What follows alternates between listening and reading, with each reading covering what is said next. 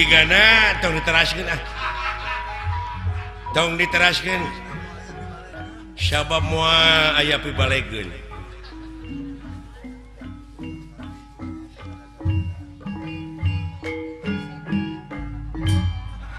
ya aya rek eureun mah kenangan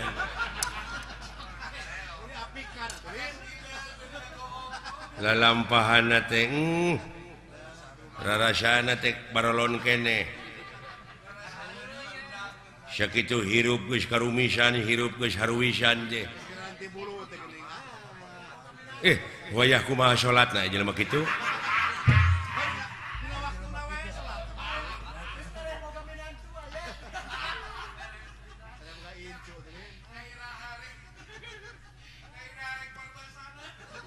lain dewek oge yakin teh kana diri si lain teh daek kikituan so teh si lain teh keur calalagur da keur gering aya panyakit memborah kikieuan si teh moal lah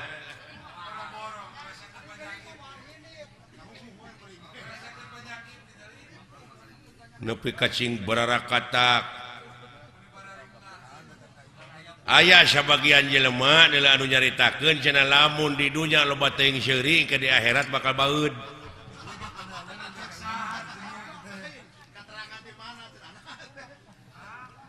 Aya we bejana ieu mah. Hah? Heeh, lamun di dunya loba seuring wae kitu di engke di akhirat teh bakal baeud. Cing yakin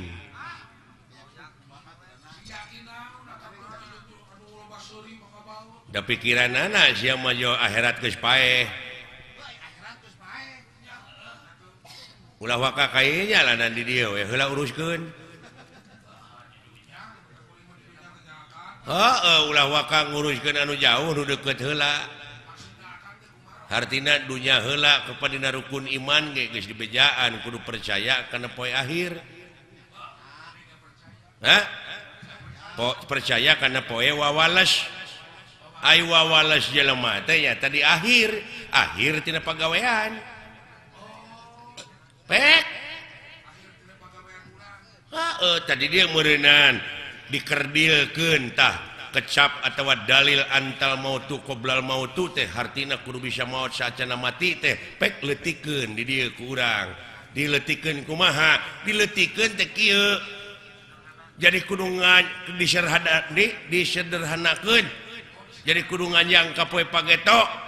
jadi memeh ngomong teh pikir heula bulak-balik nu letah kudu disatukangeun akal jeung elingan cek urang Sunda da sarua keneh eta oge barang nama ngan basa nu beda maksudna mah sarua cing asak-asaknya ngejo bisi tutung tamagana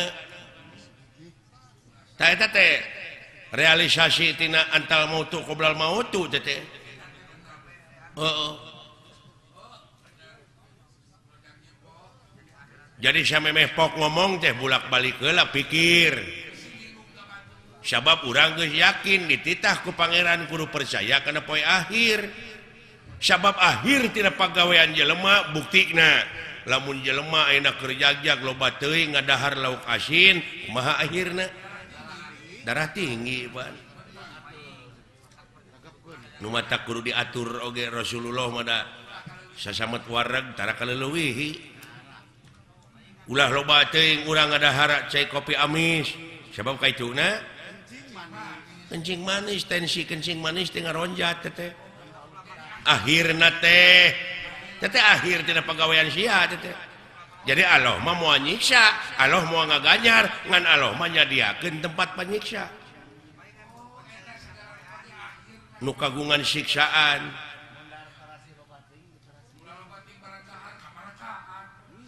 heueuh tabunganna dina cungtung basa aya kecap teuing hartina kaleuwihi da Allah mah tersepeun ka jelema nu sok kaleuwihi baik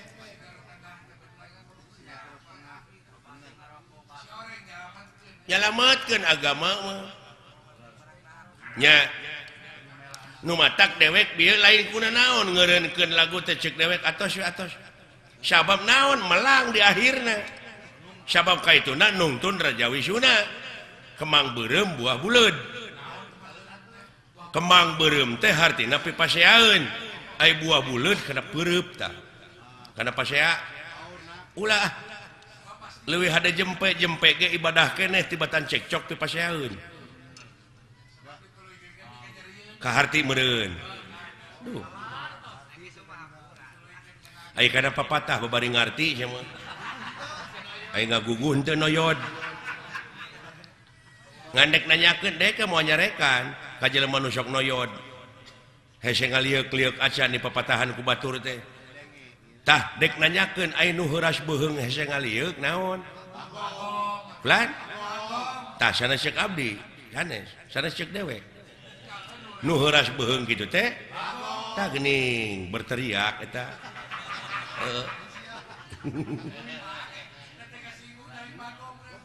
ulah kasinggung ai lain bagong da dewek mah nyaritakeun teh heuras beuheung nu heuras beuheung mah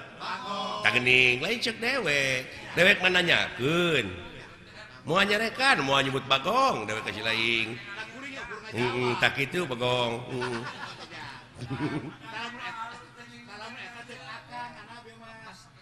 beda paham sautak saeutik cekcok geuning ribut dewek mah rek nanyakeun ai nu sok silih segag naon tah lain ceuk dewek ceuk si lain da dewek mah nanyakeun mungkul ai nu sok silih segag naon tuh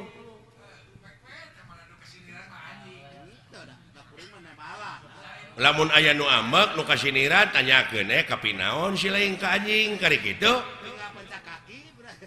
tanagara urang teh 350 tahun dijajah ku Belanda teh politik nu dibawa ku penjajah teh politik liberal politik adu domba tah lamun ayeuna jelema masih kene parasea beunang diadukeun bari jeung sabangsa sabahasa dar parasea wae salilana teu cager-cager tah aya nu sok beunang diadukeun naon tah lain ceuk dewek ceuk si lain nu sok beunang diadukeun mah tah kitu kari nanya we ka diri sorangan lamun hirup beunang diadukeun we batur naon tah kitu nya kitu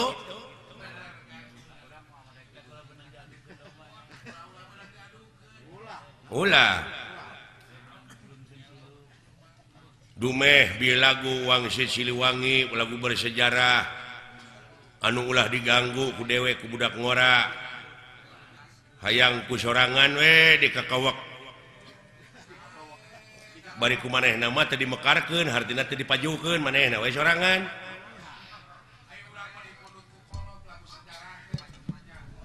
mata kitu we geuning bapak aing mah teu maju-maju da kitu pajarkeun teh ieu ti karuhuna keneh ieu lagu Wangsit Siliwangi teh tingali we dina lampahan Nabi Adam baheula sok kareng keneh kan aya Nabi Adam dina lagu Wangsit Siliwangi jeung saha nu ngarangna ge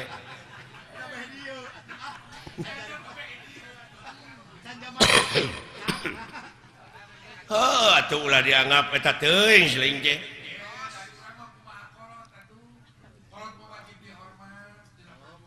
nyata ulah taklid ai ngahargaan mah kudu ka kolot teh sabab moal aya urang mun eueuh kolot ngan tingali ieu alam teh pan silih ge sok nyararita geuning da ieu teh lain alam anu robah tapi nu ngajamananana nu robah mah ta urang oge atuh hirup dina zaman kiwari teh anu karobahkeun ku alam ieu urang teh kudu beradaptasi jeung apresiasi tuh ngigelan zaman nginung ka waktu mi bapak ka haben cicing nina tetekon mah tetekon ukurit pabeja-beja tadina teh sungut ka sungut da geuning ditanyakeun mah ku dewek naon tetekon teh naon ai pakem teh geuning teh bisa ngajawab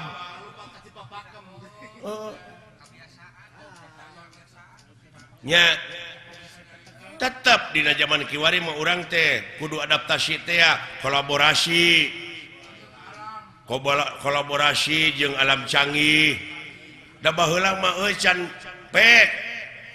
ayeuna pan aya sound system aya membran aya lampu zaman geus maju sok tuturkeun mengikuti kumaha carana ieu wayang teh pandiayakeun dina abad 13 apa sih abad pan loba baheula geuning aya abad dalang abah temannya aya abad kemang abah temannya aya abah Dodi si telenges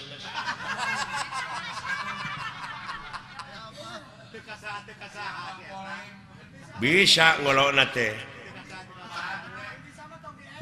dewe keur butuh kurunyung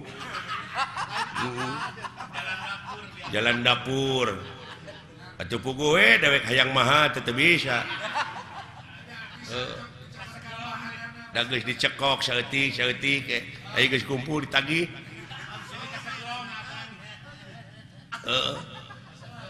ya itu sanggup mah teu naon uihkeun deui aya dibalikeun deui da geus beak ente lapur teh Dodi teh gawe bareng jeung Panama kitu ana teh